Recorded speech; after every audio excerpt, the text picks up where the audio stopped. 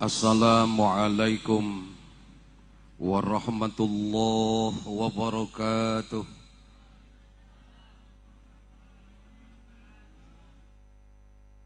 A'udzu billahi minasy syaithanir rajim. Bismillahirrahmanirrahim. Alhamdulillahilladzi arsala rasulahu bil huda wa dinil haqq liyudhhirahu 'ala ad-dini kullihi wa kafa billahi shahida. Arsalahu basyiran wa nadhiran wa da'iyan ila Allah biiznihi wa sirajan munira. Ashhadu an la ilaha illallah wahdahu la syarika lah, syahadatan takunu liqa'iliha dukhra. Wa ashhadu anna Muhammadan abduhu wa rasuluhu arfa'ul bariyati qadra. Allahumma salli wa sallim wa barik ala sayyidina Muhammadin wa ala alihi wa ashabihi wa sallim tasliman katsira. Amma ba'du. Ayyuhal hadirun, usikum wan nafsi bitaqwallah, faqad fazal muttaqun wa ahuthukum ala ta'atihi la'allakum tuflihun. Faqad qala Allah ta'ala fi kitabihil karim tabarrukan bi zikrihi wa ta'abudan bi tilawatihi. A'udzu billahi minasy syaithanir rajim. Bismillahirrahmanirrahim. Ma kana Muhammadun aba ahadim mir rijalikum walakin Rasulullahi wa khataman nabiyyin wa kana Allahu bikulli syai'in alima. Wa qala ta'ala aidan, a'udzu billahi minasy syaithanir rajim. Laqad kana lakum fi Rasulillahi uswatun hasanah ila akhiril ayah ma'naha wallahu a'lam wa rasuluhu bihaqiqatil murad wa irabih. Wa qala Rasulullah sallallahu alaihi wa alihi wasallam, inna Allah astafa Kinanata min waladi Ismail wastafa min Kinanata Quraisyan wastafa min Quraisyim Bani Hashim wastafani min Bani Hashim fa ana khiyarum min khiyarin. Al-hadith manahu wallahu a'lam wa rasuluhu bihaqiqatil murad wa irabih. Wa qala ta'ala fi ayatin ukhra, a'udzu billahi minasy syaithanir rajim. Innallaha wa malaikatahu yusalluna 'alan nabi ya ayyuhallazina amanu sallu 'alaihi wa sallimu taslima.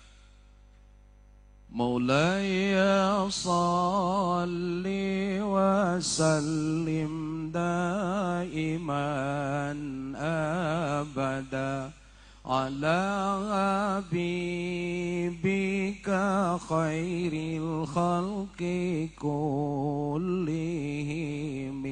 Maulaya salli wa sallim daiman abada ala habibika khairil khalqi kullihim. Muhammadun sayyidul qawnaini wa thaqalaini wal fariqaini min urbi wa min ajami. Maulaya salli wa sallim daiman abada ala habibika khairil khalqi kulli. Nabiyuna al الأوامر النهي فلا أحد أبر في قول الله منه ولا نعم مولاي صل وسلم دائما أبدا على حبيبك خير الخلق كلهم هو الحبيب الذي ترجى شفاعته لكل حول من الأحوال مقتهم مولاي صل وسلم دائما أبدا على حبيبك خير الخلق كلهم اللهم صل وسلم وبارك عليه. Pengatur waktu, pembawa acara yang saya muliakan, yang saya hormati, semoga dimuliakan oleh Allah Subhanahu wa Ta'ala. Para kiai yang insya Allah mempunyai gelar pewaris Nabi, ulama insya Allah menyandang gelar warasatul anbiya, para ibu yang mempunyai akhlak tawadu, para bapak yang pada mulia, para haji yang mempunyai akhlak terpuji, kaula muda yang bersahaya, tumpuan hati, belahan jiwa, yang seia dan sekata, senapas dan seperjuangan, berdiri kita sama tinggi, duduk kita sama rendah, berat sama dipikul, ringan sama dijingjing, berakit-rakit ke hulu, berenang-renang ke tepian. Semoga walau kita sakit dahulu, tapi kita mendapat senang di kemudian.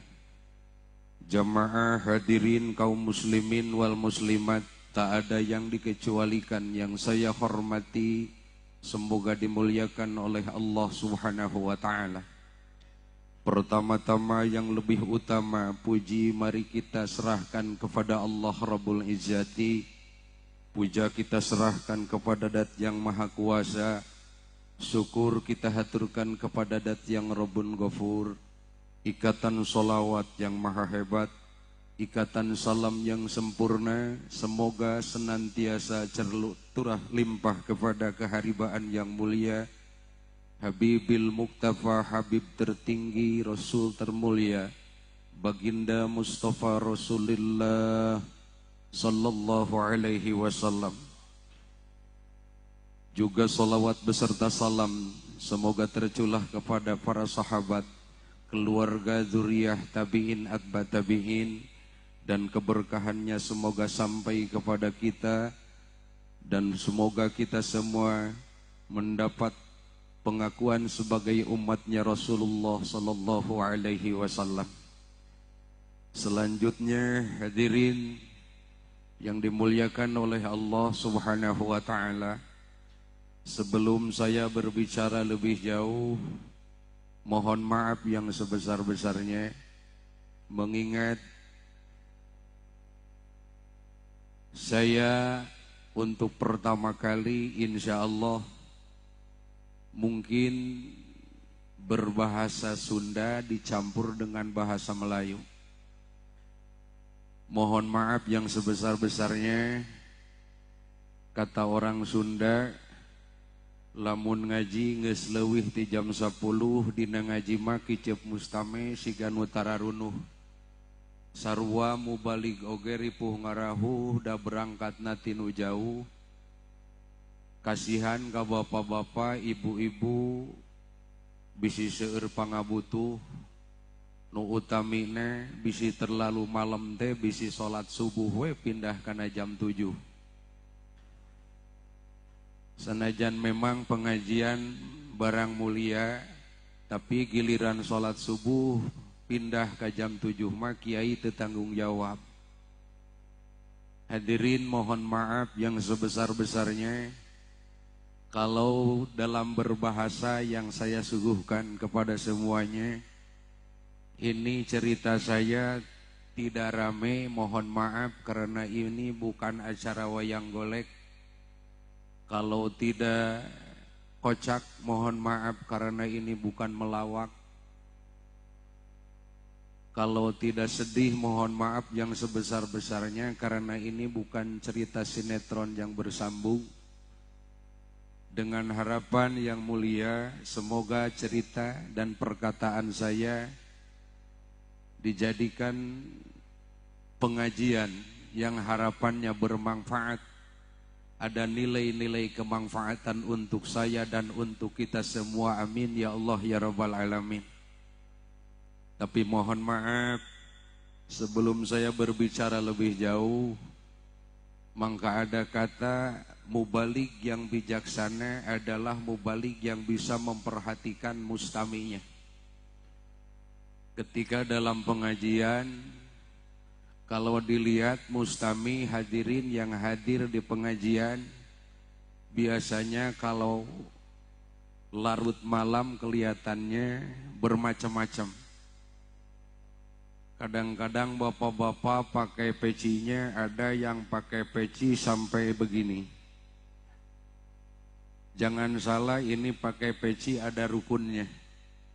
Kalau pakai peci kayak begini, ini pakai peci untuk acara-acara yang sakral untuk pengajian. Tapi giliran memakai peci sudah begini, biasanya ngaji pengen cepat beres. Ada yang pakai peci biasanya begini. Kalau pakai peci biasanya begini, kebanyakan biasanya kalah main kartu. Atau bisa jadi kalau bapak-bapak minta kawin lagi nggak dikasih sama yang tua. Ada yang pakai peci biasanya begini. Sebetulnya kalau dilihat dari unsur fikih, kalau memakai peci seperti ini bagus. Karena ketika kita sujud, maka jidat kita harus terbuka. Tapi giliran kita untuk bepergian keluar kota, ini jangan dipaksakan. Kalau ada orang mau bepergian ke luar negeri atau keluar kota, memakai pecinya begini, dia harus banyak bersyukur kepada Allah. Karena apa? Walaupun gak punya tanah yang luas, alhamdulillah dikasih ini kepala yang luas. Tapi kelihatannya ini masih kelihatannya belum pada ngantuk ya. Hadirin yang dimuliakan oleh Allah Subhanahu wa taala. Hadirnya kita pada malam yang mulia ini semoga menghantarkan kita kepada kemuliaan sebagaimana yang telah dibagindakan oleh Nabi kita Muhammad sallallahu alaihi wasallam. Ketika kita hadir di majlis yang mulia ini, yang pertama kita mendapatkan kemuliaan hadirnya kita di majlis ilmu. Karena ketika hadir di majlis ilmu, yang hadir jangankan melihat dengan mata, menangkap dengan telinga, bahkan menyimak dengan hati. Bahkan ketika hadir di majlis ilmu, ada kemuliaan yang diberikan oleh Allah Subhanahu wa taala. Bahkan kita sampai mengantuk di majlis ilmu, bahkan kita sampai tertidur di majlis ilmu, masih ada harapan dimuliakan oleh Allah Subhanahu wa taala. Sebagaimana yang dikatakan oleh baginda Nabi kita Muhammad sallallahu alaihi wasallam, "Man intaqala liyata'allama ilman, ghufira lahu qabla ayyahtuwa." Barang siapa yang melangkahkan kaki hadir ke majlis ilmu, maka ada harapan sebelum hadir Allah akan mengampuni dosanya. Makanya kita walaupun di tempat ini mengantuk bahkan sampai tidur, masih ada harapan dimuliakan oleh Allah Subhanahu wa taala. Makanya untuk yang muda, untuk yang tua, untuk bapak-bapak, untuk ibu-ibu, ketika hadir kita dalam majelis ilmu, walaupun kita ngantuk, walaupun kita tidur, ada kemuliaan dari Allah Subhanahu wa ta'ala. Maka sekiranya kita ngantuk, nggak apa-apa, kita tidur semua. Saya paling suka kalau di pengajian yang hadir tidur semua. Karena katanya yang hadir di majelis ilmu walaupun tertidur dimuliakan oleh Allah. Makanya kalau kita ngantuk di tempat majelis ilmu, tidur aja semua. Saya paling suka, jangankan 2-3 orang, semua yang hadir di sini pada tidur. Saya paling suka, tinggal balik we. Rek ngomong naon aing jeung jelema molor.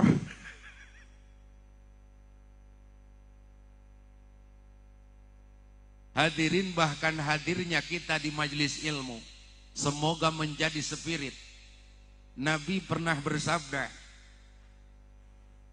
kata Nabi, huduru majlisi ilmin afdalu min sholati alfi rakaatin.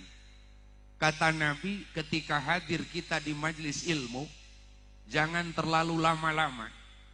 Bahkan dalam hadis lain dikatakan julusu sa'atan atau julusu sa'atin fi majlisil ilmi afdalu min sholati alfi rakaatin. Ketika kita hadir di majelis ilmu walaupun sebentar, maka ada harapan nilainya lebih bagus, lebih utama daripada sholat sunat 1000 rakaat. Mudah-mudahan ini yang disabdakan oleh Rasulullah Sallallahu Alaihi Wasallam bermanfaat dan menjadi spirit untuk kita semua. Amin ya Allah ya Rabbal Alamin. Hadirnya di tempat ilmu punya nilai lebih utama dari sholat sunat 1000 rakaat. Pertanyaannya, adakah di antara kita seharian yang mampu melaksanakan sholat sunat 1000 rakaat? Ada yang mampu tidak? Jangan 1000 rakaat, ada yang 500 rakaat mampu sholat sunat? Tidak. 300 rakaat ada yang mampu? 100 rakaat ada tidak? 50 rakaat? 30? 20? Masa nggak ada semua? Ada di mana kita bisa melaksanakan sholat sunat yang ada hitungannya sampai 20. Kalaupun dia yang bisa melaksanakan sholat sunat tarawih 20 rakaat ditambah witir 3 jadi jumlah 23 ada. Tapi di kita lihat ada orang mampu melaksanakan sholat sunat tarawih 20 rakaat, paling bisa masjid bisa penuh. Itu paling penuh di malam-malam yang awal. 2-3 malam biasanya masjid penuh. Kesananya biasanya yang penuh itu paling di belakang imam itu karpetnya yang berjajar. Kadang-kadang orang Sunda bisa mengartikan taraweh itu artinya tara sawareh. Banyak yang taraweh, banyak yang kagak. Istilahnya di kita kalau pingin sholat sunat ada hitungan, ada banyaknya. Kata orang-orang ayeuna Sunda katanya banyak elahnya. Bisa sholat sunat kita 20, ada hitungannya asal dengan catatan imamnya yang kenceng. Dikasih imam yang kendor-kendor bilangnya apa? Wah ini mah supir ewer-ewer bilangnya. Pas dikasih imam yang kenceng-kenceng, anak muda diuntungkan, tapi giliran orang tua mah kan kasihan. Ada tuh di Cianjur, ada kakek-kakek masuk rumah sakit, ditanya sama dokter, deh kenapa penyakitnya? Mabok taraweh. Padahal bukan mabok taraweh. Itu sebetulnya biasanya kan kalau kita suka memanjakan diri ketika waktu 5:30 menjelang maghrib itu bulan puasa, kan makanan serba ada tuh di meja. Ada yang manis-manis, ada yang asin-asin. Pas begitu maghrib kedengaran, bahkan sebagian kan mencari giliran waktu maghribnya kan yang dulu-dulu kayaknya. Pas begitu kedengaran maghrib, itu yang masuk ke perut itu berapa macam. Habis makan maghrib, ada sembahyang maghrib, ada sembahyang isya. Setelah sembahyang isya, yang mau menghidupkan malam pada bulan Ramadan melakukan sholat sunat taraweh, giliran imamnya kenceng. Kan sekarang banyak yang viral-viral, ada imam sholat sunat tarawehnya ada kan yang katanya 7 menit. Kata orang Sukabumi bawa edan, sholat sunat 7 menit, kan itu kedengarannya bacaannya Bismillahirrahmanirrahim dolin, masa udah dolin lagi? Gak ada panjangnya, bahkan idhar ihfanya gak ke bawah. Makanya ketika dikasih tarawih yang kenceng, yang akhirnya ini perut penuh, habis diisi sembahyang tarawihnya kenceng banget, akhirnya naik di kepala. Akhirnya setelah naik di kepala, akhirnya pening, akhirnya pusing, langsung pingsan habis tarawih. Ditanya sama dokter, kenapa penyakitnya? Mabok tarawih. Di kita sebetulnya susah untuk melakukan sholat sunat banyak-banyak. Kan kalau kita pinginnya yang irit-irit aja. Tapi ketika kita hadir di majlis ilmu, makanya kita berdoa, hadirnya kita pada malam ini mendapat keutamaan taklim, hadir di majlis ilmu. Ketika kita duduk di majlis ilmu, ada harapan nilainya lebih mulia daripada sholat sunat 1000 rakaat. Padahal kita belum mampu melakukan sholat sunat 1000 rakaat. Tapi ketika hadirnya kita di tempat ilmu, dengan catatan ikhlas dalam hati, tujuannya bagus, insya Allah akan mendapat kemuliaan dari Allah subhanahu wa ta'ala.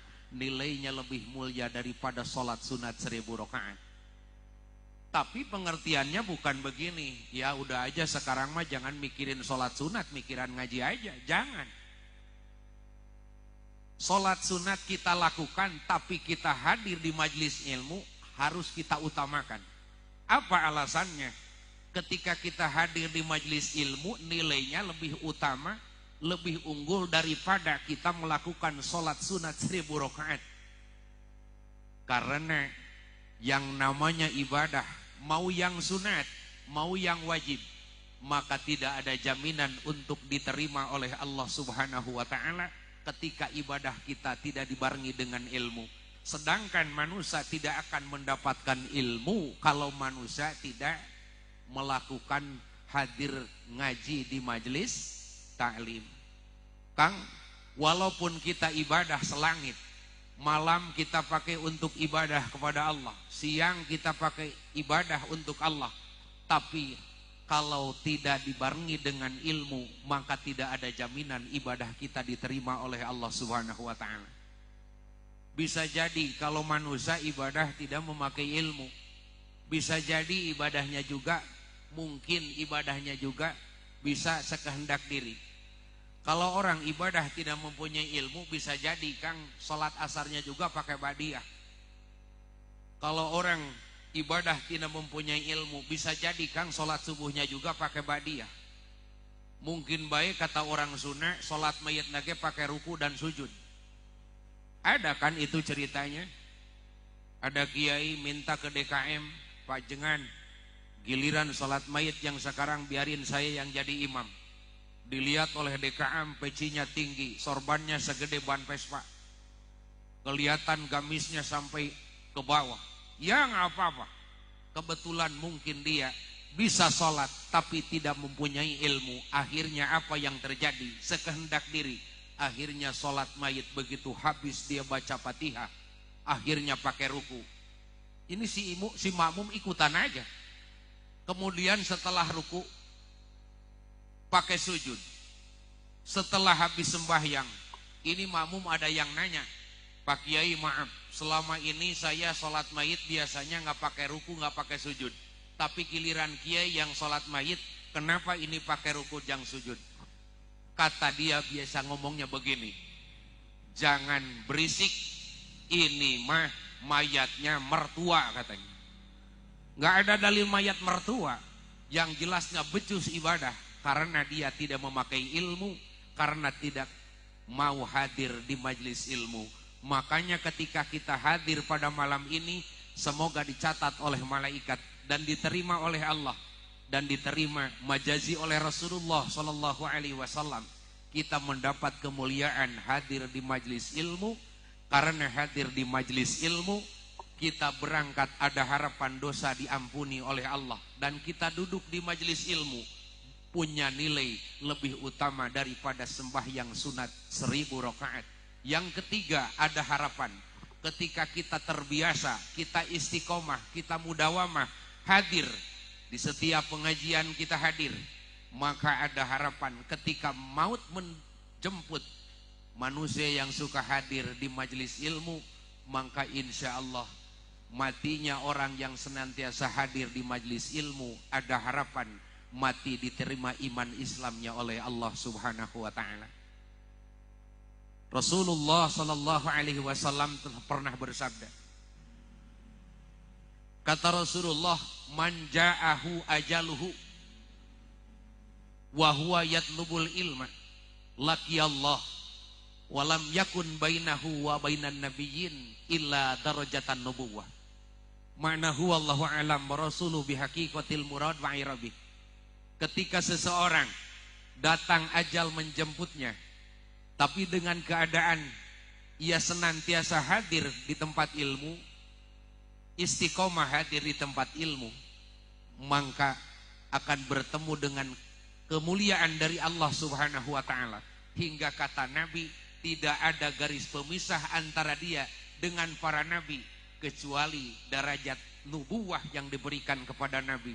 Yang artinya ketika manusia yang senantiasa hadir di majelis ilmu, ketika ajal datang menjemputnya, maka dimuliakan oleh Allah Subhanahu wa ta'ala. Tak jauh berbeda seperti kemuliaan para nabi.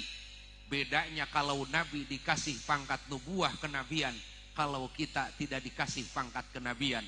Pada mulianya kita insya Allah dalam keadaan mati husnul khotimah, amin ya Allah ya rabbal alamin. Makanya Kang, kata orang Sunda, kalau pingin maut bahagia, lakukanlah istiqomah dalam ibadah. Ketika kita istiqomah dalam ibadah, istiqomah baca Quran, istiqomah baca solawat, kita istiqomah bersedekah, insya Allah ketika ajal menjemput, manusia akan dimatikan dalam keadaannya, kebiasaannya. Jangan istiqomah dalam pekerjaan yang jelek. Karena ketika kita mati dalam keadaan melakukan sesuatu yang jelek, takutnya kita mati dalam keadaan bukan dalam ibadah kepada Allah Subhanahu wa ta'ala. Makanya kita, ibu-ibu, bapak-bapak, anak muda, semoga kita bisa istiqomah dalam hadir di majelis ilmu. Amin ya Allah ya rabbal alamin. Hadirnya di majelis ilmu, Kang, ketika maut menjemput, ketika maut datang pada orang-orang yang hadir di majelis ilmu, insya Allah. Bahkan dalam sebagian kitab karangan Syekh Nawawi ada hadis yang meriwayatkan, man mata fi tolabil ilmi mata syahidan. Ketika manusia mati dalam luang lingkup tolab ilmu, maka matinya itu orang adalah mati syahid. Amin ya Allah ya rabbal alamin. Kita harus terbiasa dengan pekerjaan yang baik. Kita sering baca Al-Quran dan semoga istiqomah dalam baca Al-Quran. Ketika kita istiqomah dalam kebaikan, ketika ajal datang menjemput kita, kita bisa perhatikan, kalau orang yang suka baca Quran mulia tidak? Mulia, orang yang suka baca Quran mulia kan? Malam baca Quran, siang baca ayat Quran. Ketika maut datang menjemput, orang yang suka baca Quran bisa jadi matinya itu setelah baca Quran, atau matinya itu besoknya mau baca Quran.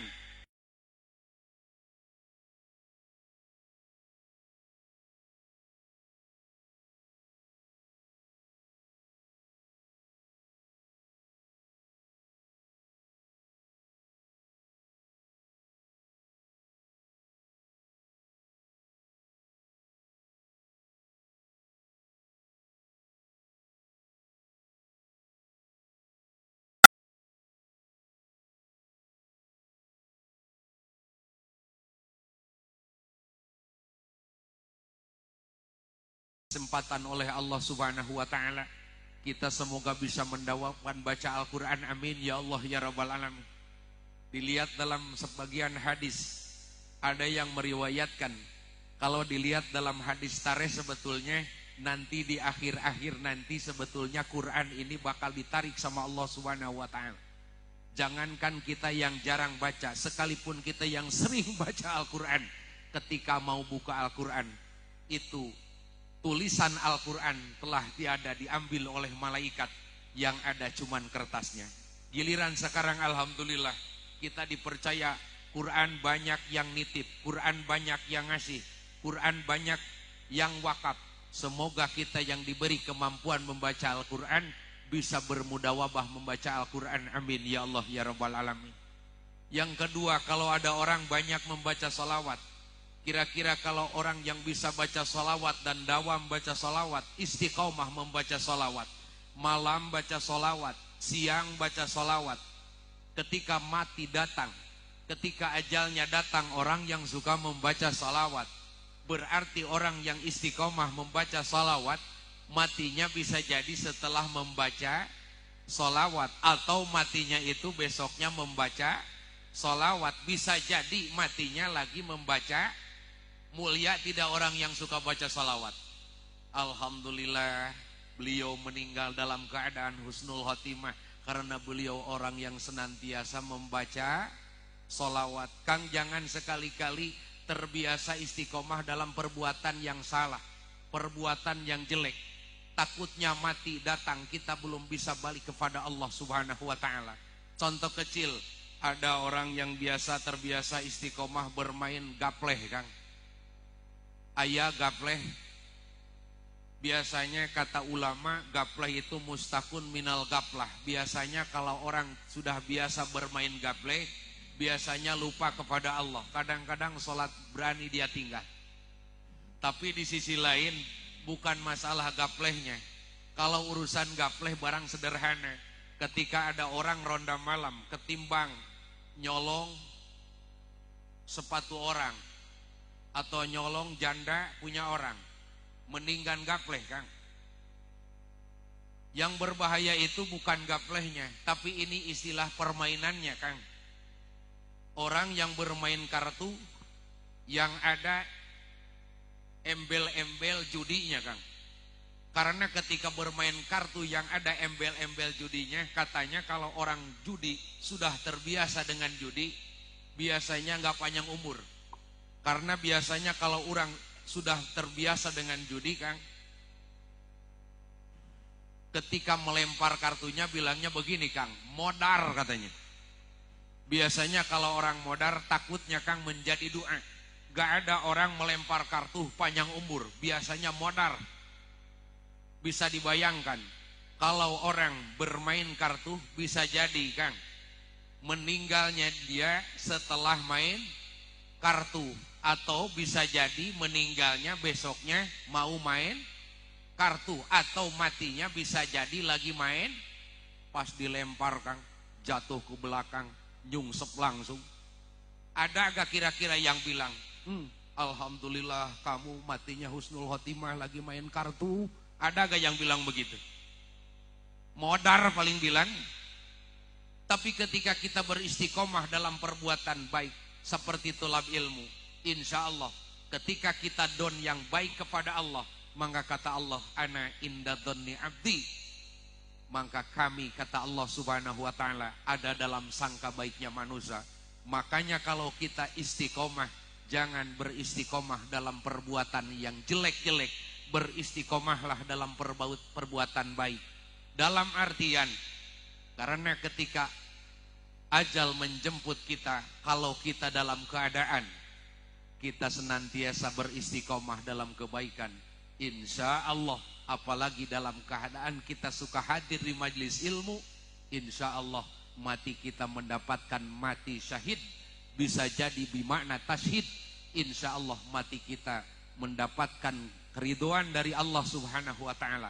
Kita mati membawa iman dan Islam diterima oleh Allah Subhanahu wa ta'ala.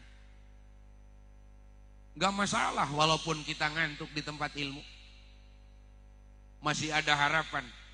Kiai katanya manusia hadir di majelis ilmu, katanya kalau ngantuk pun masih ada harapan untuk dimuliakan. Ya, dimuliakan.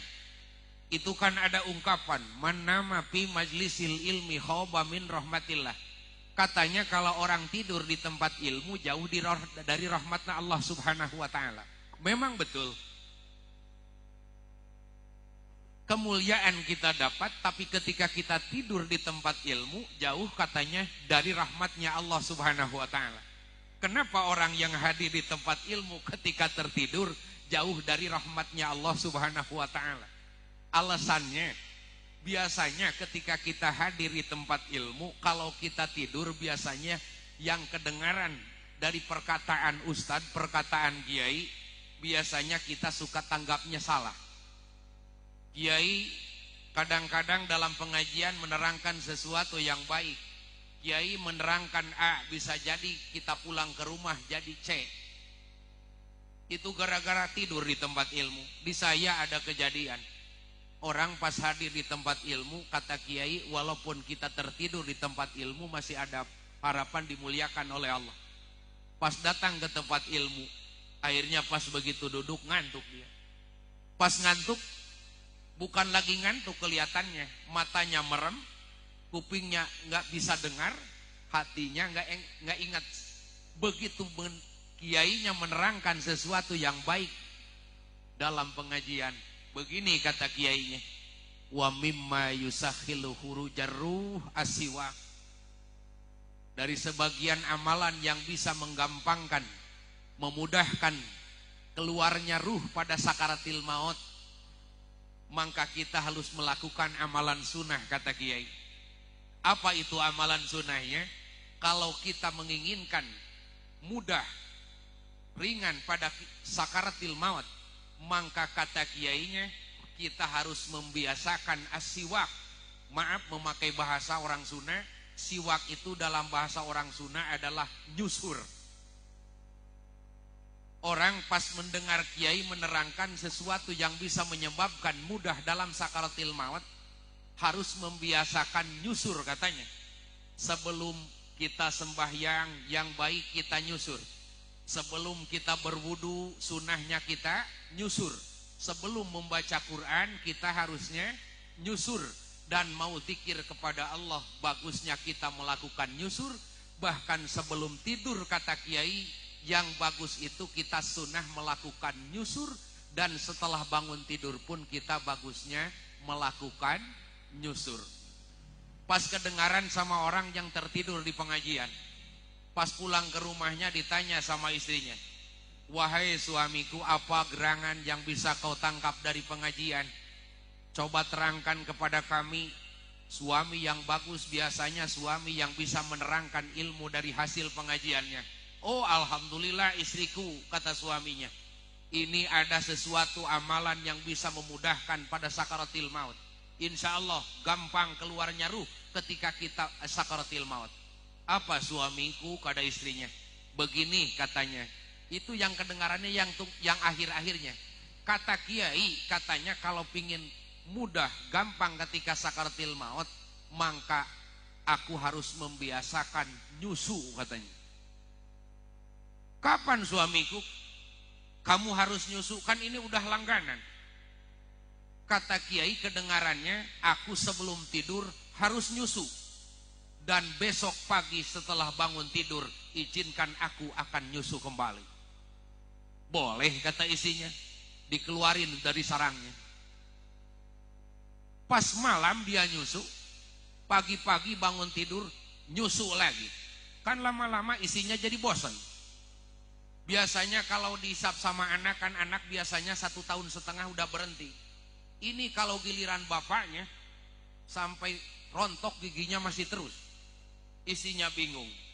Masa ini suami dapat dari pengajian sebelum tidur kalau mau gampang sakarat harus biasa nyusu. Kata istrinya ini harus ditanyakan kepada kiainya. Datang istrinya ke kiainya. Assalamualaikum. Kata kiainya, waalaikumsalam, ada apa? Ini akhir-akhir ini suamiku kelihatannya agak aneh kiai. Kenapa? Ini katanya hasil dapat dari pengajian. Emang kenapa?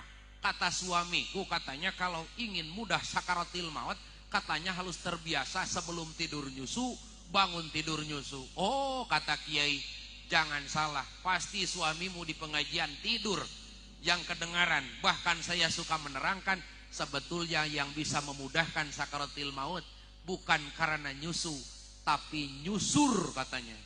Wah kata istrinya, suamiku kurang ajar kalau begini. Awas rasain katanya. Akhirnya istrinya dendam. Pulang dari rumah kiai akhirnya dia mampir ke warung. Kata tukang warung, mau beli apa? Saya mau beli serbuk cabai. Apa Ida itu namanya? Ya, bubuk cabai. Kata tukang warung, Neng buat apa? Enggak, ini di masjid mau acara peringatan Maulid Nabi. Saya mau masak biar kerasa pedasnya. Sekalian seperti masakan Padang. Pulang ke rumah. Giliran habis sembahyang Isya, suaminya mau pulang dari masjid.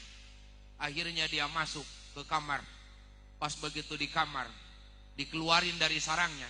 Akhirnya ya ini, abon cabai ini dibalur, diolesin ini ke kepalanya. Jangan tanya, walaupun sesuatu yang peka dikasih yang panas-panas. Kalau orang udah namanya dendam, jangankan urusan yang sepele, bom bunuh diri pun bisa terjadi. Akhirnya pas giliran suaminya pulang, suamiku oke, sayangku, kata suaminya. Padahal sudah diolesi sama itu abon cabai. Ini gara-gara tidur di pengajian. Pas dikeluarin, begitu akhirnya suaminya, pas begitu ngisapnya bukan ngisap lagi, nyedot akhirnya. Kata istrinya, rasain 5 menit lagi, kata istrinya, bisa ini suamiku bisa marah. Kata istrinya, Masya Allah, bukannya berhenti, padahal sudah dikasih sama abon cabai. Ketimbang berhenti itu nyusunya, akhirnya bilangnya, alhamdulillah istriku, kamu ini istriku yang sangat pengertian, berterima kasih banget, karena sebetulnya Kang suka yang rasa-rasa begini. Emang kenapa, kata istrinya? Sekarang kalau kemarin rasanya susu tawar, tapi kalau sekarang rasanya kayak susu jahe, katanya. Itu gara-gara salah dengar. Jangan tersinggung ibu kalau saya nerangin susu, kan ini semua juga bengkarak susu ini. Yakin kita semua, kan susu itu punya keistimewaan. Ini yang hadiri di sini semua ini kan dulu-dulunya nyusu semua ini. Jangankan kita, Presiden Jokowi juga dulunya nyusu ini. Itu kan punya keistimewaan susu itu. Satu keistimewaan susu, susu itu disebut istimewa, satu diantaranya keistimewaannya anti basi.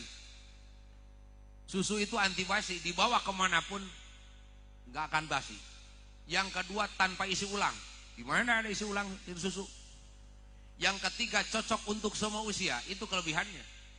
Dikasih ke anak bisa cepat gemuk, dikasih ke bapaknya bisa cepat ngantuk.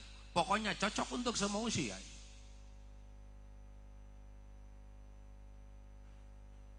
Tapi alhamdulillah, kita ini kelihatannya, kata orang Sukabumi mah calaleng harganya. Mudah-mudahan hadirnya kita pada malam ini mendatangkan rahmat dan ampunan dari Allah Subhanahu wa ta'ala. Hadirnya kita di tempat ini mendapatkan keutamaan hadir di majelis ilmu. Karena satu, hadir di majelis ilmu ada harapan sebelum berangkat dosa kita diampuni oleh Allah Subhanahu wa ta'ala. Bahkan langkah menjadikan derajat.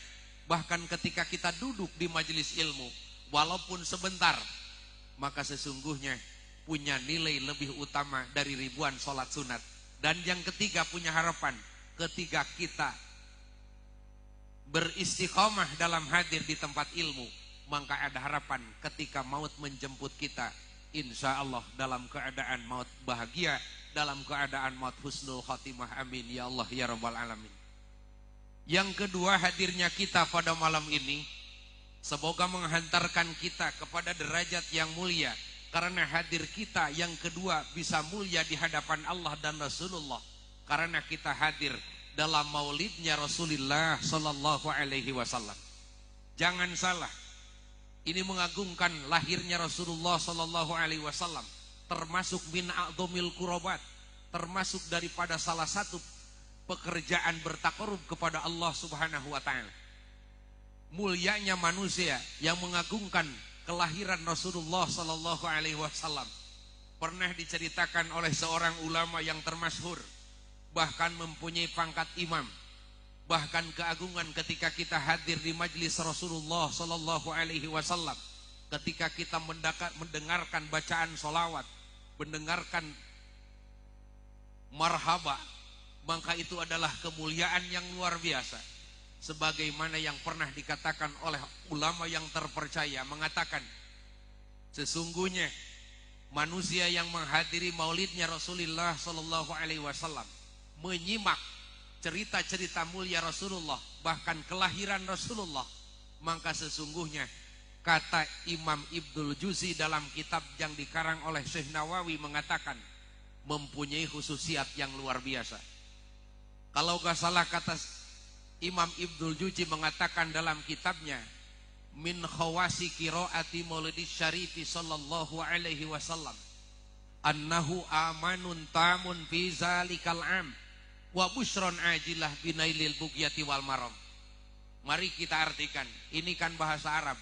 Biasanya kita bukan gak bisa bahasa Arab, tapi kita paling bisa bahasa Arab itu ana dan ente biasanya. Lagian bahasa Arab harus kita utamakan, anak-anak kita semoga bisa berbahasa Arab, amin. Karena bahasa yang mulia di hadapan Allah tidak ada lagi adalah bahasa Arab. Apa bahasa Arab dimuliakan? Karena Al-Quran juga memakai bahasa Arab. Manusia nanti ketika dimasukkan ke surga akan memakai bahasa Arab. Dan ketika manusia masuk di liang kubur, ketika ditanya oleh dua malaikat Munkar dan Nakir, akan bisa menjawab pertanyaan dengan memakai bahasa Arab. Ini mari kita terangkan. Kan kadang-kadang kalau kita dengar bahasa Arab jangan yang panjang-panjang, yang pendek pun kita kadang-kadang salah. Di saya ada orang katanya berangkat ke Saudi tapi mau kerja. Kebetulan suami istri, gara-gara gak bisa bahasa Arab akhirnya bisa menjengkelkan orang Saudi. Begitu datang ke Arab Saudi, suami istri kursusnya nggak tamat, bahasa Arabnya gak menguasai. Pas begitu datang di Arab, maaf di Arab gak laku bahasa Sunda, di Arab gak laku bahasa Indonesia. Bahasa yang berlaku di Arab Saudi adalah memakai bahasa Arab. Ketika dia datang mau bekerja, ini yang namanya calon atasannya nanya. Kata calon atasannya begini nanyanya, min ainaji. Kalau bahasa min ainaji ini kalau memakai bahasa kita, bahasa santri, bahasa kiai sebetulnya min ainaji tak untuk laki-laki, min ainaji ti untuk perempuan. Tapi kan kalau orang Arab berbahasa Arab saking fasih lidahnya, jadi berbahasa Arab nanya sama orang Indonesia min ainaji. Pengertiannya dari mana kamu asal. Maaf Kang, kalau nggak paham bahasa Arab, kata orang Sunda mah piomongeun Kang. Kata orang Arab min ainaji. Akhirnya suaminya berisik sama istrinya. Kata suaminya, Neng, ini si Arab kok tahu keadaan kita. Emang apa bilangnya si Arab barusan? Dengar nggak kamu? Si Arab barusan katanya nanya wajid. Kebetulan ini si suaminya bawa wajid dari Indonesia. Akhirnya wajid dikasih. Arab nanya min ainaji dari mana? Kebetulan orang Indonesia bawa wajid. Akhirnya wajid dikasih. Orang Arab suka tuh dikasih yang manis-manis dari Indonesia. Ada namanya wajid kan. Ada juga di Mekah kurma, tapi gak seperti keadaan wajid. Kan kalau wajid casingnya macam-macam. Ada yang biru, ada yang merah. Apalagi ada wajid kan biasanya pakai casingnya itu kalau nggak salah cangkang jagung apa. Akhirnya begitu orang Arab nanya dari mana asal ngasih yang manis-manis, orang Arab berterima kasih. Berterima kasihnya orang Arab memakai bahasa Arab. Kata orang Arab, syukron, syukron, syukron. Kalau menurut kita mah terima kasih, terima kasih. Kata Arab terima kasih. Apa yang terjadi? Isinya ngeluarin sukro dari tasnya. Sukro dikasih. Kata Arab, saya nanya dari mana ngasih yang manis-manis. Saya berterima kasih ngasih sukro. Akhirnya kata Arab, begini bilangnya sama istrinya, ijlisi hinak, ijlisi hinak. Kalau menurut kita kata Arab, karena Arab dikasih yang manis, dikasih sukro. Kata Arab, ijlisi hinak, duduklah engkau dekat saya, duduklah engkau dekat saya. Maaf kalau orang nggak ngerti, nggak nyambung. Kata Arab ijlisi hinak, akhirnya istrinya cengengesan. Kata suaminya, kenapa kamu senyum-senyum istriku? Kata suaminya. Dengar gak Arab barusan bilang? Apa katanya? Kata Arab bilangnya begini. Padahal Arab bilangnya ijlisi hina, nyuruh duduk. Kata istrinya, saya ini cantik kayak Cina, gelis kayak Cina pok. Nggak nyambung kan? Akhirnya Arab marah. Ketika orang disuruh duduk di dekatnya malah senyum-senyum. Akhirnya Arab marah. Kalau orang Arab marah biasanya bahasanya bahasa orang Arab. Ada orang Arab bilang sapi, ada orang Arab bilang bigal, ada orang Arab bilang himar. Akhirnya kayak itu orang Indonesia yang ditanya dari mana asal ngasih yang manis-manis wajib. Arab berterima kasih, ngasih sukro, disuruh duduk malah senyum-senyum. Maka kata orang Arab, anta bagor. Kalau menurut kita, kamu mah persis sapi. Tapi alhamdulillah, kebetulan orang Indonesia nggak ngerti bahasa Arab. Kata Arab, anta bagor. Ya, saya dari Bogor katanya. Sebetulnya kata orang Sukabumi mah pi omongan. Makanya kita sedikit supaya ngerti bahasa Arab. Tadi keagungan mengagungkan Maulid Rasulullah sallallahu alaihi wasallam mempunyai khususiat. Makanya kalau kita gemar mencari khususiat, jangan dicari di keris, jangan dicari di batu aji. Sebetulnya khususiat ada di Maulid Rasulullah sallallahu alaihi wasallam. Maka harapan kita semoga pada malam ini mendapatkan khususiat Maulidnya Rasulullah sallallahu alaihi wasallam. Ketika Simtu Duror dibaca, solawat dibaca, ajab dibaca, Syaraful Anam dibaca, merupakan suatu pujian-pujian yang mulia dan dalamnya menceritakan kehebatan dan kemuliaan Rasulullah sallallahu alaihi wasallam. Apa kata Imam Ibnu Jauzi? Annahu amanun tamun fi zalikal am. Sesungguhnya merayakan Maulid Nabi, mengagungkan kelahiran Nabi, maka sesungguhnya manusia bakal dikasih keamanan oleh Allah Subhanahu wa taala fi zalikal am, dalam tahun ini. Amin ya Allah ya rabbal alamin. Semoga kita dikasih keamanan semua, amin. Mau kita diamankan oleh Allah, mau. Lingkungan kita mau diamankan, amin. Bahkan seluruh umat muslim yang senantiasa mengaku cinta kepada Rasulullah dan senantiasa mengagungkan kelahiran Rasulullah sallallahu alaihi wasallam, semoga diamankan oleh Allah Subhanahu wa taala. Kata manusia Kiai, kalau berbicara aman sekarang kayak mustahil. Karena berbicara tentang aman, keamanan, ketentraman, hari ini tidak mungkin lebih bagus dari hari yang telah berlalu. Tapi kembali kepada jiwanya masing-masing. Ketika kita mahabbah kepada Rasulullah, ketika kita mengagungkan Rasulullah dengan berbagai macam cara, kita mengagungkan hari lahirnya, kita baca salawatnya, kita baca sejarahnya, maka jiwanya masing-masing insya Allah diamankan oleh Allah Subhanahu wa ta'ala. Dan semoga menjadi rangkaian doa untuk kita. Kita mempunyai saudara sekarang di Palestina, merasakan kesedihan. Kesedihan orang Palestina adalah kesedihan kita. Semoga orang-orang di sana cepat diamankan oleh Allah Subhanahu wa ta'ala. Dan musuh-musuh kita, musuh-musuh orang Islam, musuh Allah, musuh Rasulullah, semoga dibinasakan oleh Allah Subhanahu wa ta'ala. Dan ketika kita dalam keadaan maulid, insya Allah kita diamankan oleh Allah. Pingin kita diamankan oleh Allah, mau diamankan. Alhamdulillah. Coba kalau di lingkungan kita, kalau berbicara tentang aman, tentram, kelihatan masyarakatnya patuh. Ketika berjamaah, berduyun-duyun, pergi ke masjid. Ketika ada pengajian, ramai ngadain pengajian. Ketika ada solawatan, ketika ada yasinan, ada yang sakit, kita saling tengok. Ada yang mati, kita saling layat. Itulah salah satu keamanan. Bahkan di kampung gak kedengaran ada maling, gak kedengaran ada orang nyolong. Itu salah satu tanda keamanan. Semoga wilayah kita dan untuk muslim semuanya diamankan oleh Allah Subhanahu wa ta'ala karena khususiat maulidnya Rasulullah sallallahu alaihi wasallam. Kalau berbicara tentang aman, jangankan di masyarakat, ketika kita berbicara aman, tentram, bahkan di rumah tangga pun kita butuh keamanan dan ketentraman. Karena kalau berbicara tentang tidak aman, jangankan di masyarakat, Dalam kehidupan rumah tangga, ibu bapak kalau dikasih tidak aman, Masya Allah. Kata orang Sukabumi, kalau di rumah tangga gak dikasih aman, kayaknya rungkat rasanya. Kenapa keadaan gak aman? Bisa jadi kalau di rumah tidak aman, biasanya suami nanya sama istri, kebetulan suaminya usahanya lagi bokeh, atau keadaan ekonominya lagi menurun. Kadang-kadang kalau lagi tidak aman di rumah, istri biasa ditanya kurang respon. Kadang-kadang suaminya ada maunya pada malam Jumat, istri bisa aja jawab. Kata suaminya, istriku, aku ini kangen sama kamu. Kangen-kangen kata istrinya, kalau nggak punya duit apanya yang kangen. Ini kalau nggak aman di rumah tangga bisa jadi. Suami ada kemauan ke istri, istri nggak bisa respect, nggak bisa respon.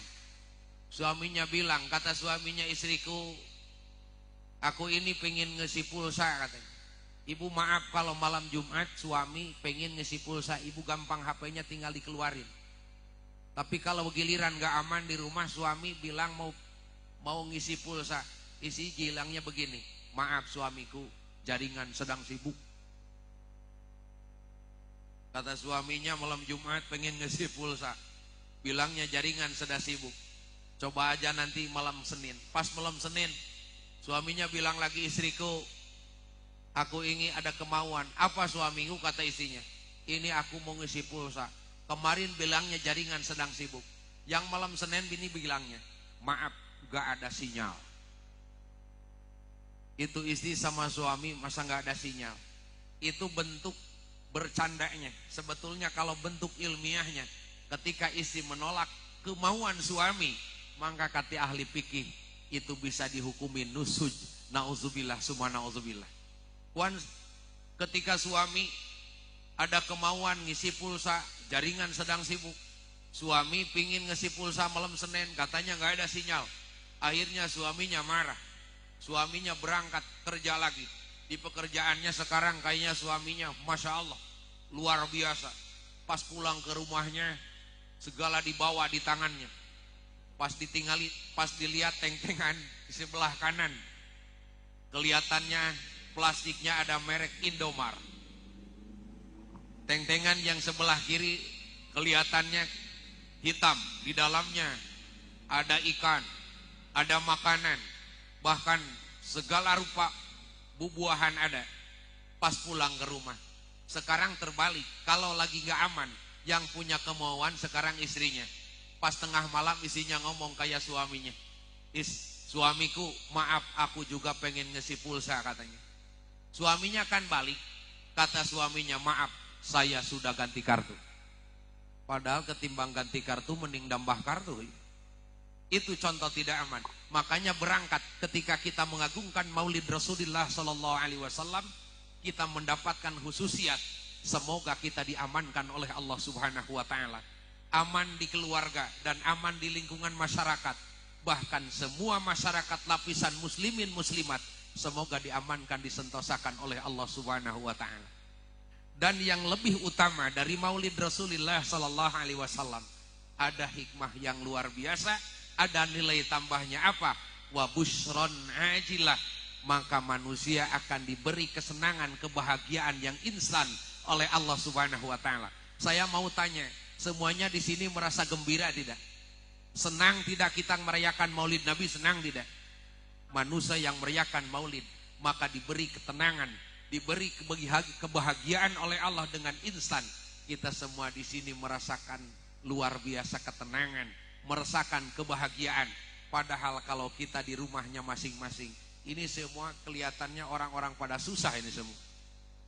Tapi kalau kita di sini kelihatannya Masya Allah, kita diberi kesenangan, berbangga hati ketika kita mendengarkan cerita-cerita Rasulullah Sallallahu Alaihi Wasallam. Maka ini anugerah dari Allah.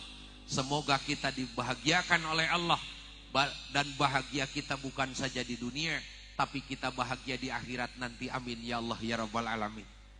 Yang terakhir dari Maulid Nabi, ada yang dikatakan hikmah Maulid Rasulullah Sallallahu Alaihi Wasallam. Apa yang disebutkan sebagian daripada hikmah Maulid Nabi? Imam Ali karramallahu wajhah wa radhiyallahu anhu mengatakan, Man adzoma maulidan Nabi sallallahu alaihi wasallam la yakhruju minad dunya illa bil iman. Manahu Allahu alam. Barang siapa yang mengagungkan hari kelahiran Rasulullah sallallahu alaihi wasallam, maka tidak akan keluar dari dunia terkecuali dia akan mati husnul khatimah, diterima iman dan Islam oleh Allah Subhanahu wa taala. Harapan kita semua dengan merayakan Maulid Nabi Muhammad sallallahu alaihi wasallam, semoga kita dikasih iman yang kuat oleh Allah Subhanahu wa taala. Amin. Buat apa kita punya iman kuat? Pertama, kita punya iman kuat supaya kita sukses beribadah kepada Allah. Karena beribadah kepada Allah bukan mengandalkan fisik belaka, bukan mengandalkan tenaga yang kuat, tapi ibadah kepada Allah bisa sukses dengan memakai pelantaraan tenaga yang lebih utama. Motor penggerak kita bisa sukses ibadah kepada Allah adalah kekuatan iman. Walaupun kita fisiknya sehat, walaupun kita fisiknya berotot, tapi ketika iman dikasih memble, maka kita tidak akan mampu melakukan ibadah kepada Allah. Maka dari sebab itu ketika kita merayakan Maulid Nabi, ada hikmah salah satunya untuk memperkuat keimanan. Semoga ya Allah iman-iman kita semua dikuatkan oleh Allah. Ketika iman kita kuat, semoga kita sukses melaksanakan ibadah kepada Allah Subhanahu wa taala. Dan lebih utama, kita kuat iman, punya harapan husnul akibah. Ketika kita mempunyai iman yang kuat, semoga ketika kita kembali kepada Allah, mati dalam keadaan husnul khatimah, iman dan Islam kita diterima oleh Allah Subhanahu wa taala. Amin ya Allah ya rabbal alamin. Yang jadi pertanyaan, Kiai, bagaimana saya menguatkan iman? Kan kalau Maulid mah ada waktunya, kadang-kadang setahun sekali. Kan kadang-kadang kita merayakan Maulidan setahun sekali adanya, tapi kita pingin iman kuat. Bagaimana caranya? Kalau kita ada salah satu resep dari Rasulullah sallallahu alaihi wasallam, ketika kita di dunia ingin mempunyai iman yang kuat, salah satunya ada pekerjaan sunnah yang luar biasa. Kata Rasulullah sallallahu alaihi wasallam, jaddidu imanakum. Maka kata Rasulullah, pertebal, kuatkan iman-iman kalian. Sahabat bertanya, kaifanu jaddidu imanana ya Rasulullah? Bagaimana kami menguatkan, mengokohkan keimanan ya Rasulullah? Maka kata Rasulullah, fa'aktiru min qauli la ilaha illallah. Ketika kamu menginginkan iman yang kuat, salah satunya, maka perbanyak mengucapkan kalimah thayyibah la ilaha illallah. Semoga zikir kita diterima oleh Allah Subhanahu wa taala. Amin. Seringkah kita mengucapkan la ilaha illallah? Kapan saja kita mengucapkan la ilaha illallah? Ironisnya manusia zaman sekarang imannya pengen kuat. Bahkan kata Rasulullah, perbanyak membaca la ilaha illallah. Giliran membacanya la ilaha illallahnya kadang-kadang ketika ada gempa. Biasanya ada Islam cap, apa namanya? Ada Islam cap guncang. Ketika di gempanya kendor, kadang-kadang dikirnya juga kendor. Giliran gempanya berhenti, dikirnya juga berhenti. Makanya kita mah jangan menunggu digoncangkan oleh gempa. Ketika kita berzikir kepada Allah, semoga kita terbiasa membaca kalimah la ilaha illallah. Bahkan ajarkan kepada generasi kita, kepada anak-anak kita.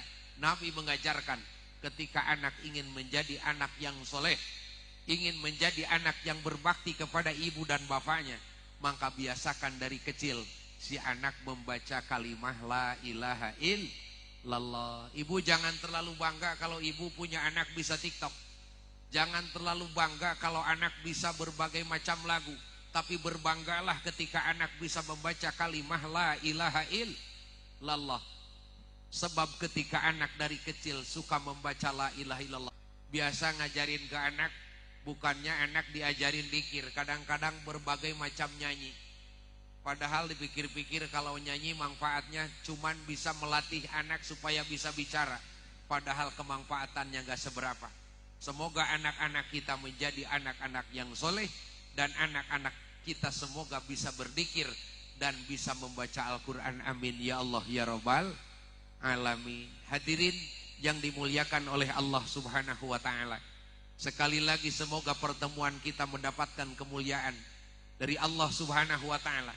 Pertama, kita hadir di majelis ini mendapat derajat pertama silaturahmi, dan yang kedua derajat tolabul ilmi. Ketika kita hadir, dosa semoga diampuni oleh Allah.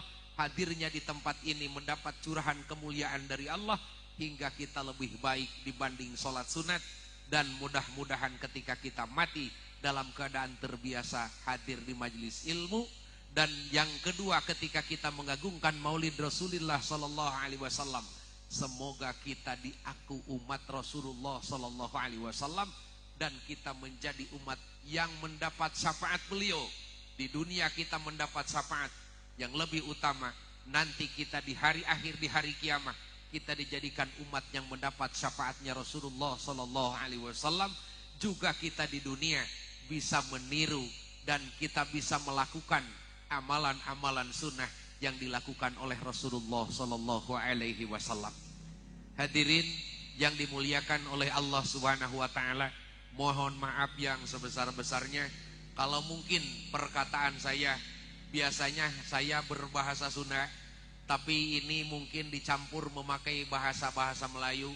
Mohon maaf kalau ada yang berkah tempatnya, berkah umur kita, berkah rezeki kita, berkah keluarga kita, berkah ilmu kita, dan ketika kita mati ada dalam keadaan mati husnul khatimah. Amin ya Allah ya rabbal alamin. Mohon maaf yang sebesar-besarnya. Sekian dari saya, semoga kesalahan diampuni oleh Allah Subhanahu wa taala. Rabbana atina fid dunya hasanah wa fil akhirati hasanah wa qina azabannar wa adkhilnal jannata ma'al abrar ya aziz ya ghafar. Alhamdulillahi rabbil alamin. Wal afu minkum. Wassalamualaikum warahmatullahi wabarakatuh. Waalaikumsalam warahmatullahi wabarakatuh.